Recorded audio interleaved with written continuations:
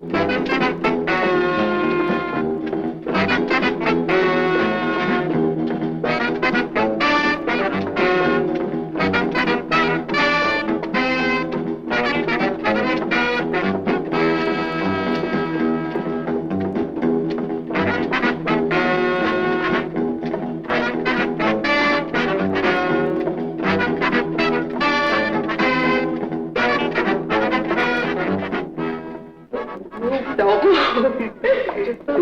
really got to get out. Oh, please, Captain York.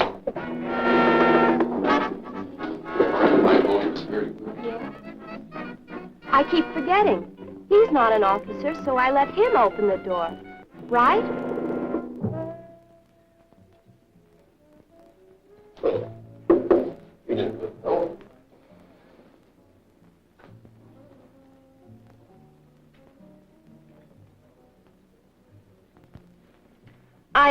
I never know which one to use. Now, let me see. Oh, well, I wasn't too hungry anyway.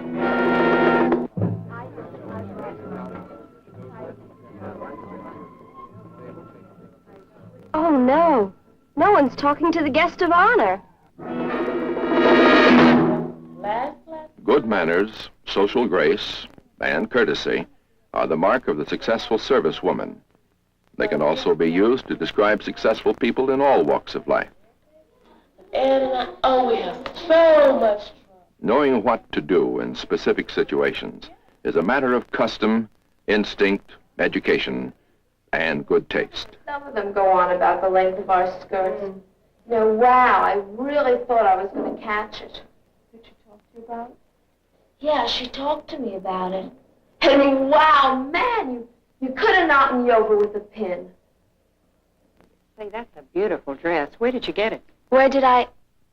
Oh, I bought it at Lorman's last Thursday. You know, I wish I could wear one of those. They're really cute, but, well, I guess they're a little young for me. But I thought, well, that you didn't dig. Oh, excuse me, ma'am. Well, that you didn't like mini skirts and clothes like that. No, now, that's not exactly right. We do have certain ideas about how you should look in your uniform, Yes, about the tailoring, the fit, and how it should be kept. And I guess sometimes we do express these feelings rather strongly. Yes, ma'am. But really, that only applies to your uniform. How you dress in your off-duty hours is another matter. Now, we do expect the girls to show good taste in everything they wear, but that really shouldn't keep you from expressing your own individuality or personality in selection of clothes, hairstyles, and makeup. Yes, ma'am. Take miniskirts, for example. I think they're great, and you look good in them. And I really feel the same way about a lot of the other new and exciting styles.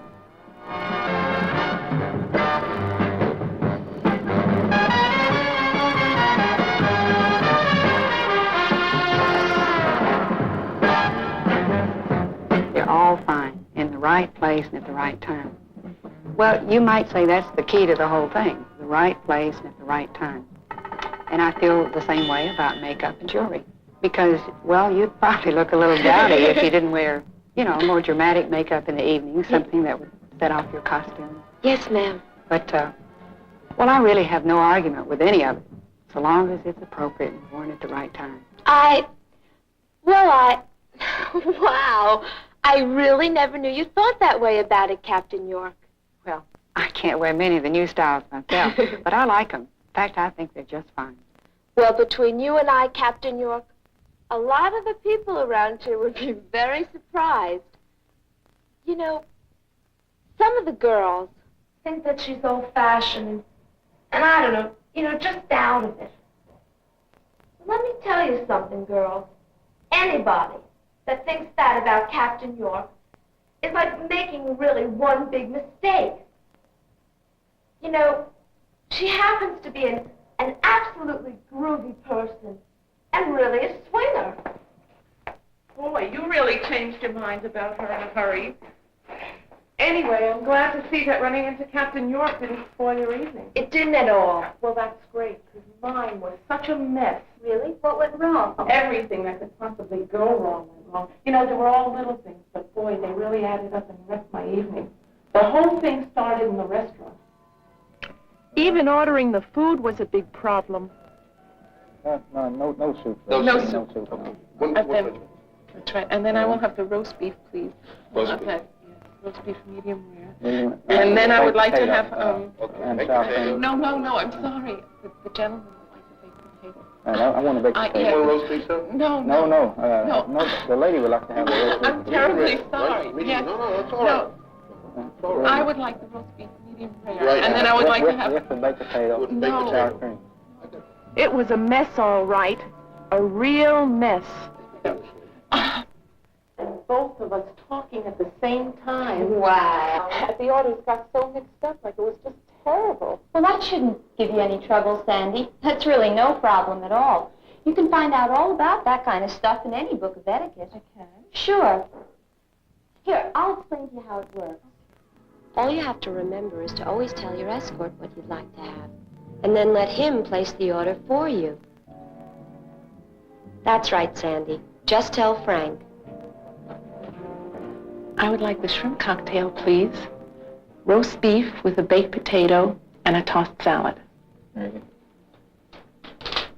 Good evening, sir. Madam. Care to order now? Yes, the lady would like the shrimp cocktail, roast beef, medium rare, the baked potato, and a tossed salad. What sort of dressing would you like on that? Oh, Russian, please. Russian. Listen to me giving you all the answers as if I knew all about it. Sandy, don't let it fool you. I get into plenty of messes myself. Do? I sure do. Well, just the other night, when I was on my way out with Tom... It was only a little thing, but it was so confusing. I have to stop and think these days, because I can't remember when I'm supposed to open the door and when I'm not. Well, all day long I open doors.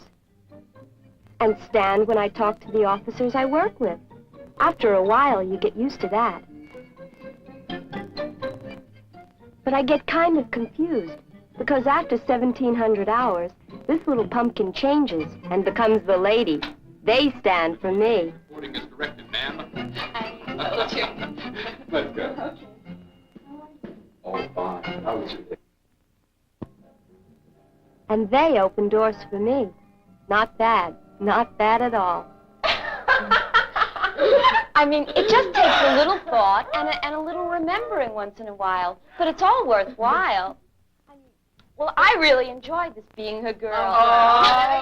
It's so great. Well, my dear, I'm glad to see you've got all your problems solved. I wish I could say the same about myself. Oh, come on, Sandy. Maybe you're exaggerating. Not. It couldn't have gone that bad. Oh, it couldn't. Huh? Oh, okay. Come on, tell Mama all about it. What happened? All kinds of things. Now, listen, you know I don't embarrass easily. But, man, as soon as we got in that restaurant, I knew I was in trouble. I didn't know which one to use, and I didn't want to look like a fool.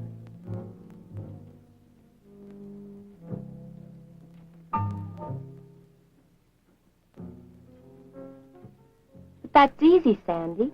You don't have to worry about a thing like that. I used to get bugged by that, too, but no more. Now you can find out what each piece of silverware is for. But if you don't know, all you have to do is work from the outside of the service into the plate.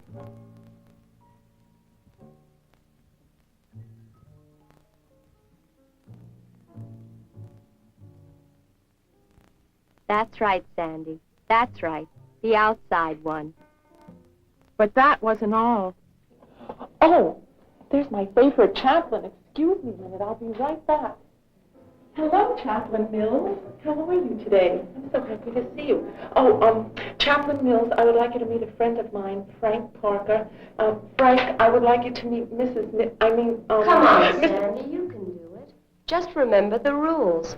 Always present the gentleman to the lady. In the military, it's the junior to the senior member. And always mention the lady's name first. It's simple. Mrs. Mills, Chaplain Mills, may I present Sergeant Parker? Good evening, Sergeant Parker.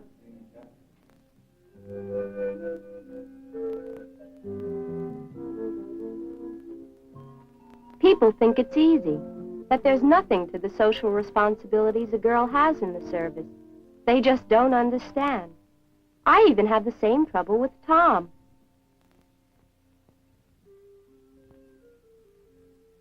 What's the big deal? So you have to set up a reception for the new sergeant major. What's so tough about that? What's so tough? Well, you may not realize it, but there's a lot to setting up an affair like this. It just doesn't happen, you know.